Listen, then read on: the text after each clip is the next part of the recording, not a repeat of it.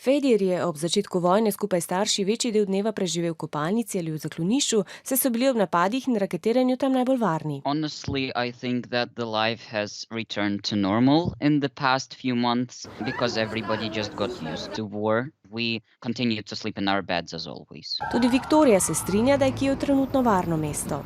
Kids are living their life. We cannot put our life on pause and live it after the war. We should live it now. Ko se oglasijo sirene, se sicer še vedno umaknejo v zaklonišče, hudo je bilo, ko po več ur ni bilo elektrike. When we didn't have any lights for 6 hours and it was really impacting our mental well-being. After this, we will never take electricity for granted. Schools are working.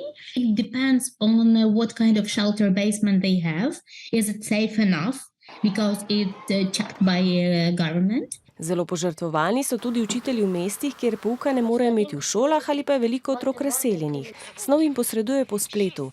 Vsebine pripravlja tudi ukrajinski javni medij Suspilne, večinoma z uporabo animacij. We are talking about Ukraine, we are talking about military help support, volunteering, kids with prosthetics. One of the most popular tale is about loss, when the girl loses her father on war and how to explain kids this thing, and we worked out all these topics very delicately. Z otroki stike navezujejo tudi po družbenem omrežju Telegram, želijo pa si še več informativnih vsebin na TikToku, ki je trenutno v Ukrajini zelo priljubljen.